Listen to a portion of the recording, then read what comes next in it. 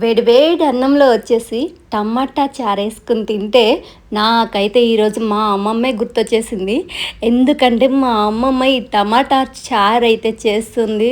వామ్మో! అస్సలు చెప్పలేమనమాట. అంత టేస్టీగా ఉంటుంది. సో మీరు కూడా ఒకసారి అయితే మీ ఇంట్లో ట్రై చేసేయండి. మీరు తిన్నారనుకోండి ఇంకా అంతే, 4, 5 ముద్దలు తినేవాళ్ళు పళ్ళెం మొత్తం చక్కగా నాకేసి మరి తినేస్తారనమాట. కానీ ఎప్పుడైనా చారు చేసినప్పుడు మాత్రం కొద్దిగా వేసుకోకూడదు. కొద్ది రైస్ తక్కువ వేసుకోవాలి, చారు ఎక్కువ వేసుకోవాలి. అప్పుడే టేస్ట్ అన్నది తెలుస్తుంది.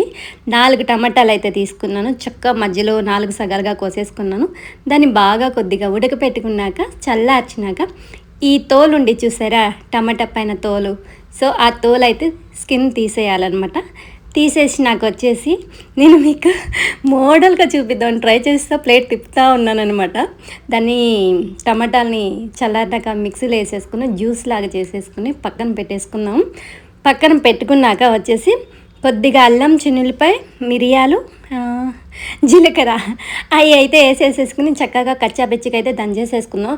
మరీ మీ టాలెంట్ అంతా ఉపయోగించి మొత్తగా చేసేసారనుకోండి అస్సలు బాగోదనమాట. తర్వాత ఇక చూసారా, నేనైతే ఇట్లా అయితే జ్యూస్లా చేసేసుకున్నా. 2 గ్లాసులు అయితే వాటర్ పోసుకున్నాను. ఎందుకంటే మనకి చారులాగా రావాలి కదా, అందుకే. దాంట్లో వచ్చేసి కొద్దిగా పసుపు, టేస్ట్కి తగ్గట్టు ఉప్పు.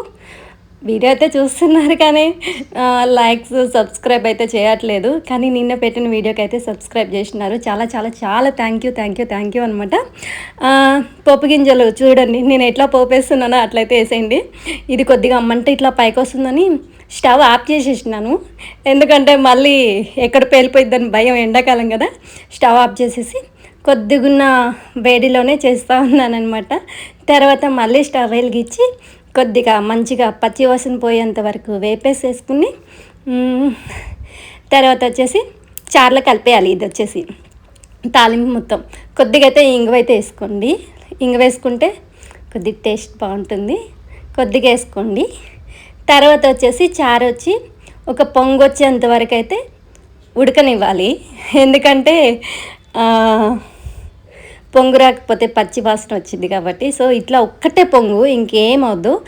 అట్లా ఉడికిపోయిన చారుని తీసుకొచ్చి వేడి వేడి అన్నంలో వేసుకుని తినండి. చాలా అంటే చాలా చాలా చాలా బాగుంటుంది.